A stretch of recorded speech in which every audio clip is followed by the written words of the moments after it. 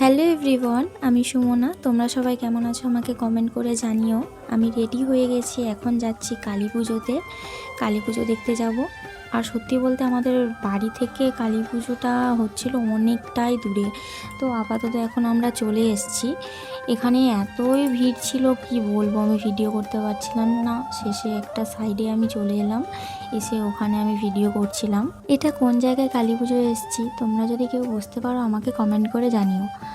আর এখানে দেখো বক্স দিয়েছে, উফ এত আওয়াজ দিচ্ছিল কি বলবো। আর এদিকেও একটা বক্স আছে আর ওই দিকে আর একটা বক্স আছে, ওই দূরের দিকে। চলো তোমাদের দেখাচ্ছি। এই দেখো, এই একটা বক্স আর এই আর একটা বক্স, দুদিকে মানে কি বলবো এত বীভৎস আওয়াজ দিচ্ছিল। আর এই ছেলেগুলো নাচছিল, এদের নাচ দেখে আমি হাসছিলাম। চলো এবার যাওয়া যাক। যাদের সঙ্গে এসছি তাদেরকে একটু খুঁজে নিই, তাদেরকে খুঁজেই পাচ্ছি না। তারা এই ভিড়ের মধ্যে কোথায় হারিয়ে গেছে আমি দেখতেই পাচ্ছি না। আর এই দেখো, এদিকে এসে দেখি না ফ্রিতে লস্যি দিচ্ছে। আর আমাদের জন্য তো স্পেশালভাবে বানিয়ে দিল, সব চেনা জানা লোক তো তাই। আর আমি তো হাত বাড়িয়েই বসে আছি সেই থেকে, আমাকে দিতে সব থেকে দেরি করলো, সবাই নিয়ে নিল। চলো এবার লস্যি খেয়ে মায়ের দর্শনটা করে আসি। এখানেও এত ভিড়, আমি কিছু দেখতেই পাচ্ছিলাম না। সামনের দিকে যাই যদি কিছু দেখতে পাই আমি।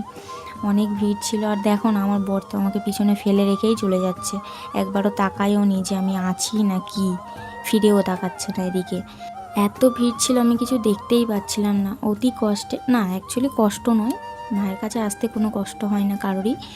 আমি কোনো রকমে এখানে এলাম, আসার পরে আমি এই যতটা দেখতে পাচ্ছি, এই সত্যি বলতে এতটাই দেখতে পাচ্ছিলাম। দেখতে পাচ্ছ তো চারিদিকে এত লোক। তারপর ভাবলাম আমি একটু নিজেকেই দেখে নিই। এখান থেকে আমরা মায়ের দর্শন করে তারপরে সাইডে বাজি ফাটানো হচ্ছিল, সেগুলো দেখছিলাম। দেখতে পাবে তোমরাও এক্ষুনি। দেখো আকাশে বাজি ফাটছিল, আমার ক্যামেরা অন করতে করতে বাজিটাই ফেটে গেল, কি আর বলবো। তারপরে আমরা এইসব দেখে তারপরে আমরা খাওয়া দাওয়া করেছি। হ্যাঁ, শুধু ভেবো না যে আমরা ফ্রিতে লস্যি খেয়েছি, পাপড়ি চাটও খেয়েছি, ফুচকা খেয়েছি, এগরোল, চাউমিন আর অনেক কিছুই টুকিটাকি খেয়েছি।